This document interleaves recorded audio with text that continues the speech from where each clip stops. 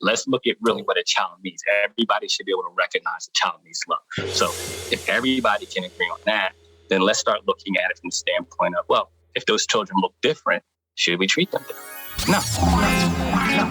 This is Blair Durham with Black Wall Street Today, your media hub for all things Black entrepreneurship, politics, news, and events in Hampton Roads and beyond. Wouldn't you like to be a guest on Black Wall Street Today with Blair Durham? Well, the link is in the show notes. And now, here's your host, Blair Durham. Greetings. After a career as a business analyst for Fortune 100 companies, Lorenzo McFadden saw an opportunity to shift his focus by accessing funding from No Child Left Behind initiatives to develop after-school programs that spanned 17 counties in the state of New Jersey. As a business strategist, McFadden parlayed that experience into 2 successful enterprises that continue to support youth and families. As founder of the Thrive Network, his company provides in-home therapy services to families in several New Jersey counties, and an American Training Center. His team trains frontline health workers and provides the only federally approved apprenticeship program for certified medical assistants in South Jersey. Welcome to the show, Lorenzo. How are you? Thank you. I'm doing well. Thanks for having me. I'm excited to have you. Black Wall Street Today is all about business. Love these conversations. They are networking opportunities for those that tune in. And for me, I'm just like, I'm all ears as well as I'm growing my business. So I'm excited to have you, Lorenzo. So let's talk about the Thrive Network. I actually have a background in mental health and have done some of this work. What was the why now for this company for you? Okay. Well, I just transitioned from going to being in corporate to going into education. And really I went back to a school that I attended as a youth in an urban environment, Camden, New Jersey. And during that experience, I got exposed to some of the challenges, looking at it not from a student perspective, but now as an adult and being able to look back and seeing that mental health was a major missing piece in the community, majority Black and Latino community right now. There are a lot of different barriers around that. I won't get into that too much, but within that, I saw an opportunity. And it actually started for me with seeing access to in-home services, which is something that may be unique to New Jersey, in the sense that we are able to send therapists into the homes in crisis situations to work with the families over a period of time that may be 8 weeks to 12 weeks. And from my perspective, I had households that I was working with that they only had maybe somebody possibly didn't even graduate high school.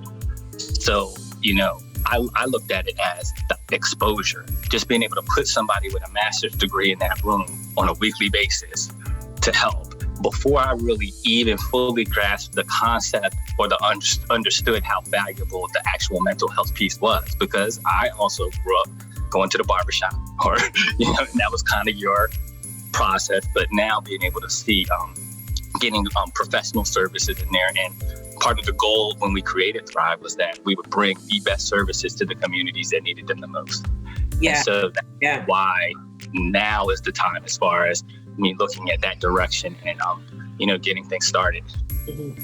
And is that the innovation as you see it, the in-home component, or are you working on some specific methodologies with the children? Talk to me about that part of it. Because I've worked as an in-home counselor, right? I'm thinking about the families that I work with. It was absolutely the case that I was coming in as this, and there were some challenges with that. It wasn't all gravy because I was there, and a lot of times it was, but, it still beat the alternative, me not being there, and some of the other dynamics that they were experiencing. So talk to me about the what you see as the innovation in this kind of therapeutic dynamic. Okay. Well, I'll start with looking at it from the standpoint of trauma, because that's something that is pervasive with our client base. And so, when we looked at that for children in particular, because that's our sweet spot and what we're most known for, we focused on creative arts and play therapy. So we have art therapists, music therapists, drama therapists, and then people that are trained in traditional play therapy. And we make sure before they even start, if they haven't been exposed to one of them, that we give them one exposure to one of those areas. And usually it's play, because that's kind of our foundation.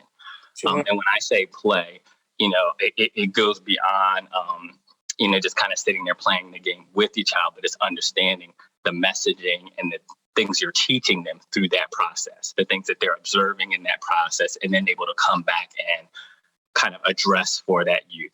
So, we're integrating even sand tray is something that is a very common model for us, because it allows that youth in their own time to kind of tell their own story. Mm-hmm. But we have to have people in there who can interpret that and who understand it well. So we really wanted to make sure our staff was felt supported and that they're trained well, so then that in turn they can go out in the field and make sure that they're providing high quality services too. Mm-hmm.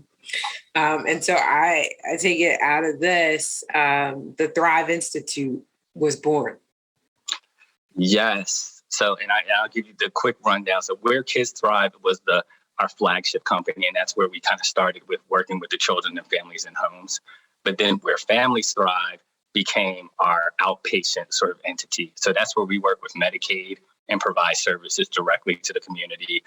Thrive Anywhere really, that's more of our tele side, but Thrive Institute bridged the gap for me. I'm kind of a serial entrepreneur to some extent, I guess. So when I looked at it, I said, wow, this is the opportunity for me to start bridging the gap between American Training Center, which is a school that does the training, and the Thrive Network, because we were able to collaborate and provide mental health first aid training. So I used the school to be able to get the grants, but I used Thrive to be able to deliver the service. So I was able to start pulling those connections together. And I think that's a lot where that innovation has to come in. It's being able to pull in those different resources and get the best value out of them for that opportunity. Yeah. And so I know you've got this immense corporate background, right? No doubt operating as an entrepreneur, right? Climbing kind of the corporate ladder and so forth. What was the tipping point for you where you kind of said, I'm going entrepreneur? For me, it was purpose, and I know I don't know, maybe that's corny, but it was, for me, it really was, I hit a point where I looked at it and, I'd worked as an actuary and a business analyst, and, I realized that I was generating to build these, to just build into these monstrous entities. And I wasn't always satisfied with what they were giving back to the communities that they worked in.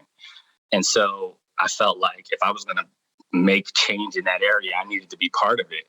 And, that it took being somewhat fearless to some extent, because you're walking away from what you know and going into a zone that you don't. And there's so much you don't know when you're coming in, because you have your expertise that you're bringing to the table, but then it's all those other components. And that's why companies have all those departments as they grow.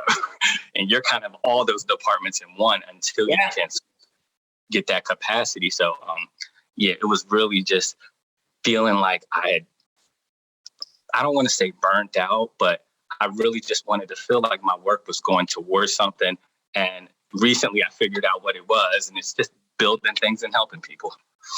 Yeah. Kudos to you.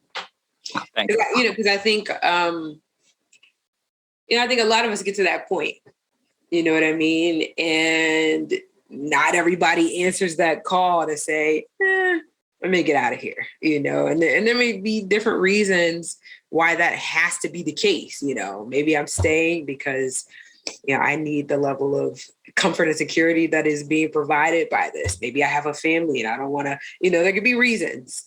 But I think for those of us that do make that leap, particularly if we're able to successfully make that leap and transition into something that does become, valuable to the community, then it's a blessing to be able to do that. It's a real blessing and an inspiration to folks that are still there in corporate, knowing that they need to do a thing too, when they're able to look at somebody like you and see what you put together. I'm happy to share what I can. I often sit down with guys that I grew up with, And I constantly would tell them about things I was doing, and I know they probably were like, why are you bothering me with it? But I knew I was giving them information, and I was giving it to them real time. And I was giving them the real, I was showing them my car just broke down on this street and I still got to get to this meeting. You wouldn't believe that happened today. And I got this on the line. I showed them the good and the bad and let them, because I wanted to inspire them to make their jumps and to know what they were getting into and to be better at it. And I think that's the other thing. I'm hoping that more people have that spirit of wanting to. I don't mind people doing better than me. Like, that's not such a. I think it's good.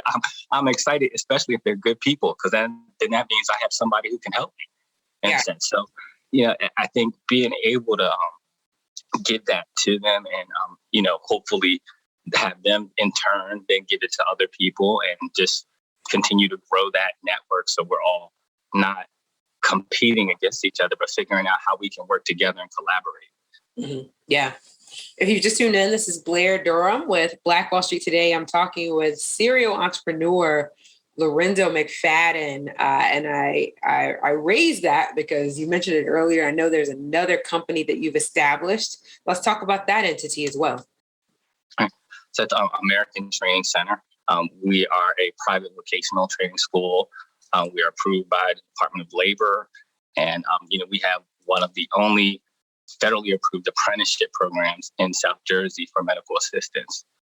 And what our primary demographic tends to be single mothers right now, because healthcare is where we started. Mm-hmm. And then this year we've made the transition into IT. And that was done deliberately because we wanted to bring more males in. Mm-hmm. And we actually ran into an expert who really in that field. So the synergy was just there. We were kind of looking for something that would bring more males in, and then this person became available, and it just created that pathway. So that's where we kind of expanded on there, and we've done training in several different states now, and with different contracts. We've done some training for Amazon. I know when you hear about the Amazon saying, we can transition people, things like that. Well, we were one of those transition places. And, we continue to do that work. But the thing that we hang our hat on and that we're proud of is our employment rate. That's where, and we stay above 80%. And that's because we stay connected to our students. We understood they needed more than just training and get out the door. We knew they needed some wraparound services to support them, if it was access to different things or getting connected to different types of things. And where you can see some of that crossover, or for me, was that, how often did I see those young women lose their jobs because they had to leave for their children, because their children were having problems at school. Then Thrive was right there. Then all of a sudden we started integrating in a component of mental health support into the class. And it's done more from a self-regulation standpoint, so that, because some of the challenges were people just not knowing how to respond to difficult situations well. So we start there. It's a soft introduction. But then if they need more support, they're able to say, listen, I'm having some challenges with my child. And then we can set them up on the side. Then when that person starts working, they already have that support system in place. So we're setting people up to be successful, and we're not just taking advantage of them, which is what I would often see in the communities that I worked in. People would come in. Sometimes they would have good intentions, sometimes they wouldn't. But in both cases, we saw a lot of people take money and not really help the community. So, for me, it's about figuring out how to funnel it back in and make sure we're giving back. Yeah. Lorenzo, I want to ask you kind of a big question now. And when I say big, I mean more of a macro question. Sure. Like a lot of times people think about the state of the Black community, right? Or what it means to be Black in America, or however you want to term it. You get kind of overwhelmed, right? You might decide, I want to go for something that's going to end racism. I want to create something that's going to end the school to prison pipeline, right? I want to do something that's going to have a definite impact on the entire Black community. When I look at what you've put together, this ecosystem of services that you are providing, I see vision, right? You mentioned purpose, right? I know that that you were thinking about, okay, well, in what way am I able to make a difference, right? I can make a difference. I might not do all the things, but I'm able to make a difference. And so with that vantage point, what would you say to someone who's kind of wrestling with that macro dynamic?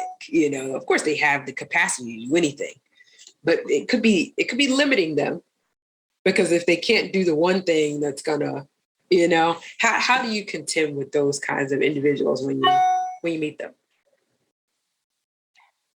I think it's starting with a piece that you can manage.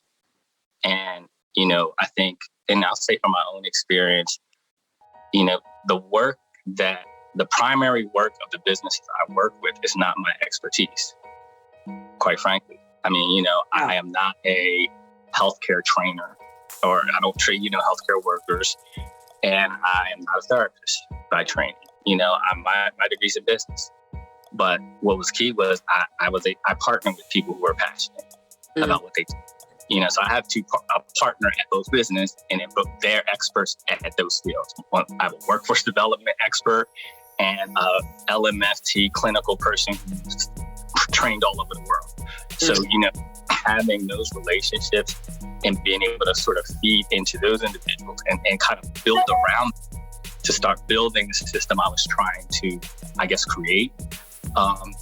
That's what kind of gives me that hope around that big change, because I tell people unapologetically, I'm going to change the world, period. That is, I'm not afraid to say. And you are one of those guys. Okay. Just afraid to, that's where I'm at, and I tell my staff that, and I know they look at me pretty and say, listen, if that's not who you are, maybe you're not at the right place, because we got to believe as a collective that we can do this together. It's not just going to be one of us. And the way we make that sort of, I'll say that change resonate is by doing the good work and really branching out to the communities that need it the most. I think that's, it's almost mind-boggling that, you go to the well-off communities, and those are where the best services tend to be, and it's because of the income and being able to bring those services in, and somebody at a certain level of education wanting to work with a certain population. So when you're literally looking for other special people to work with, people who have skills and have knowledge, but understand that it's part of their responsibility to give that to others and help others as they get it. And that just can't just look like us. Quite frankly, that needs to look like everybody. And we all need to kind of be brought together with that same understanding. And at the core of that understanding for me is that every child deserves love. For sure. Yeah. And deserves to feel that. For sure. I think being able to get all those people, all people, to recognize that point and to build from there, seems like that for me. And this is kind of taking time to get there. I started in different places, but eventually it got to let's look at the children. But everybody should be able to care about that. Let's look at really what a child needs. Everybody should be able to recognize a child needs love. So if everybody can agree on that, then let's start looking at it from the standpoint of, well, if those children look different, should we treat them different? No, they all deserve love. They all, and kind of really going through that whole dynamic that children run into as they get older, where, they're treated differently or impacting things. And so that's, it's, yes, I've worked to create something that would inspire a swell in people and maybe help give them hope such that they could do their part, because I can't do it alone. Nobody does it alone. It's a collective, but it's building that collective mindset and getting us to work together. I love it. So excited about the time we've shared today, Lorenzo. If you would share your websites, we're going to wrap up here. All right, sure. If you want more information about the Thrive Network, that's www.thrivenetwork.com. On Facebook, we're at Where Kids Thrive. That's the Thrive Network page. On Instagram, we're Where Kids Thrive, the Thrive Network. And on Twitter, we're at My Thrive Network. Now, for American Training Center, we're at American Training Center on Facebook, Instagram, and LinkedIn. And if you're interested in TikTok, we're on there as well under AM Training Center 2, and we have gone viral. So that's been very exciting for us as well. Yay. Kudos to you, Lorenzo. Thank you so much for your time today. Thank you. It was a pleasure being here. Thank you so much. Awesome. This show was brought to you by the consulting services of Positive Vibes Incorporated. We do credit fixes, we do debt restructuring, and we put money in the pockets of real estate investors. So give us a call. We can fix your credit. We can restructure your debt. And if you're a real estate investor, I would love to put thousands of dollars into your pockets. 757-932-0177. That's 757-932-0177. Phenomenal. Stay with us online at Black Wall Street Today on Facebook and Black Wall Street Today on Instagram, and then follow us on Twitter as well at BWS Today. We look forward to talking again next week. Have a wonderful week. I have said and I will continue to say that the most important priority for the Black community is the Black community, not a particular political party. Hey, yo, when I say black, you say Wall Street.